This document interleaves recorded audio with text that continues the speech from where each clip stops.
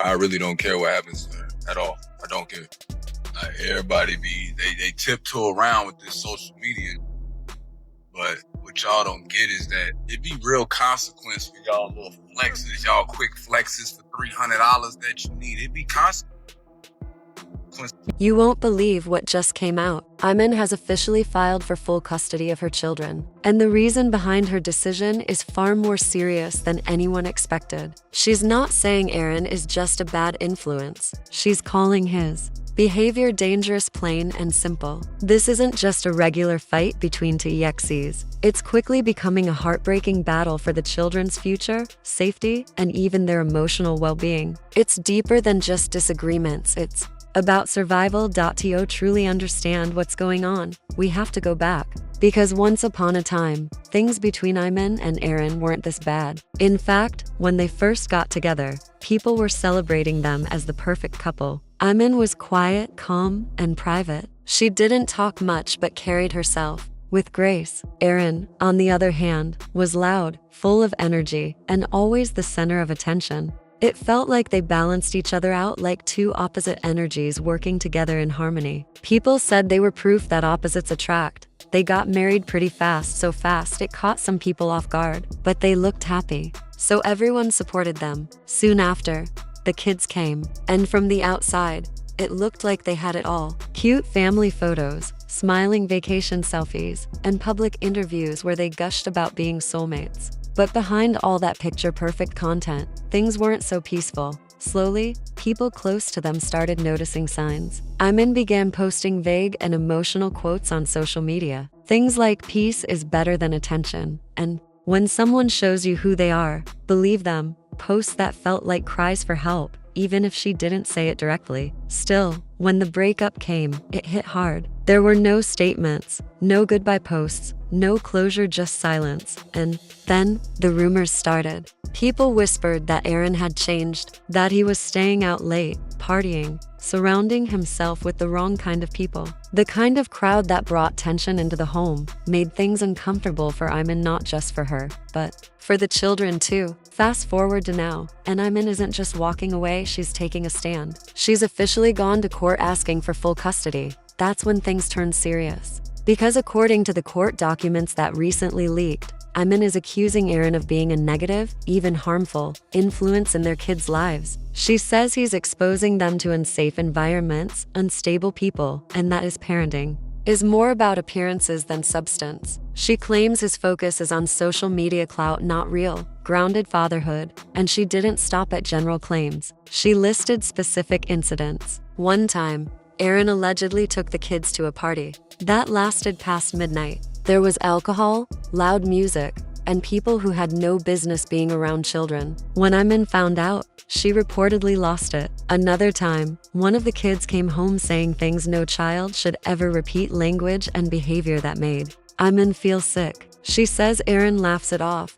thinking it's cool to treat his children like adults, introducing them to his lifestyle instead of protecting them from it. But Aaron didn't stay silent. In what seemed like a response, he posted online, saying something along the lines of, "Some people weaponize motherhood when they can't control the narrative." He didn't name Iman, but everyone knew who he was talking about. And just like that, the internet exploded. Some of Aaron's fans rushed to defend him. They accused Iman of being bitter, of using the kids to get back at him. They said she was trying to erase him from their lives out of revenge. But others weren't so sure. Could this be about genuine concern? Was Iman really just trying to protect her children? That's when more voices entered the conversation. People who had worked with Aaron, former friends and assistants, started speaking out. Some said they weren't surprised. They claimed Aaron had always been chaotic. One former assistant said she quit because of how out of control the household felt. No routines, strange people coming and going, loud nights, and a general lack of boundaries. She said it felt more like a set for a rap video than a home for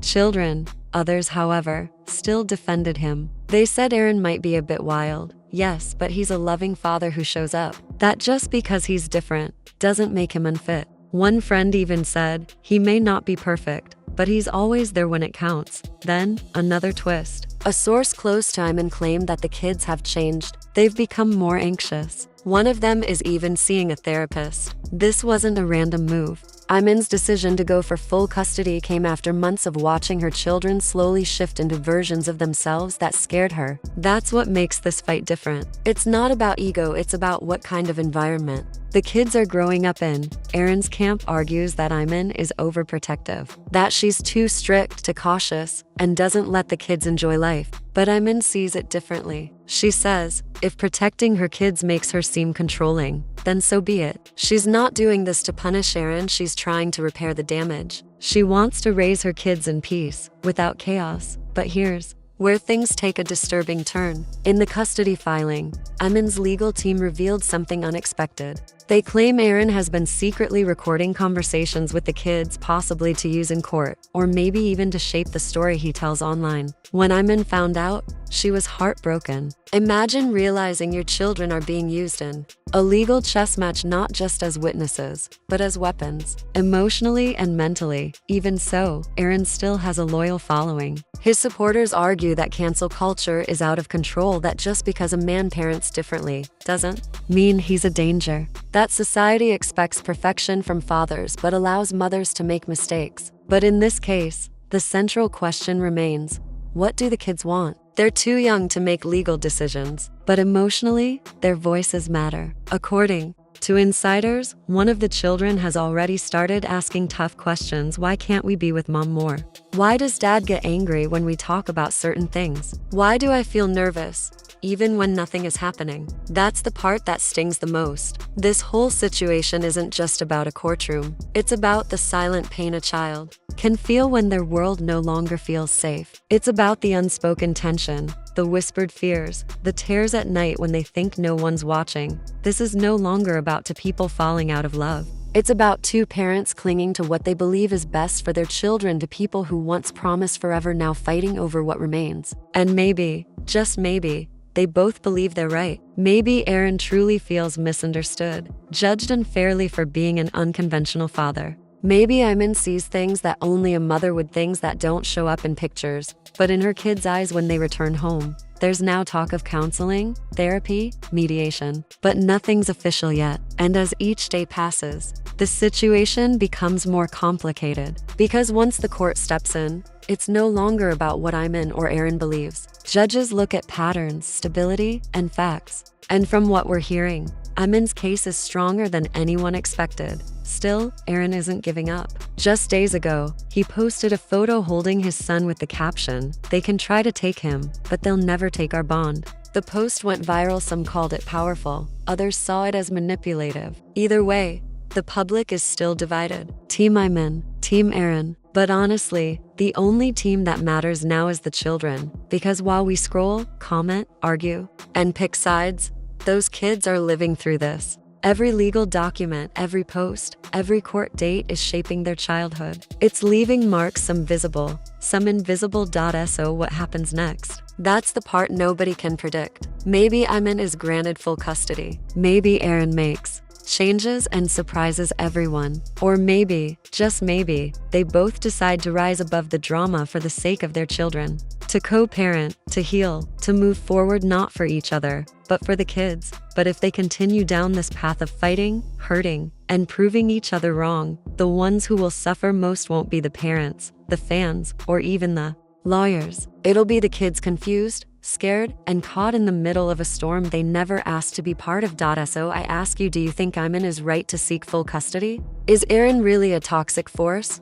Or is he simply being misunderstood? Are we watching a mother protect her children, or a father being unfairly pushed away? Whatever your answer, one thing is clear: this story is far from over. And the people it affects the most are the ones with the least power to change it.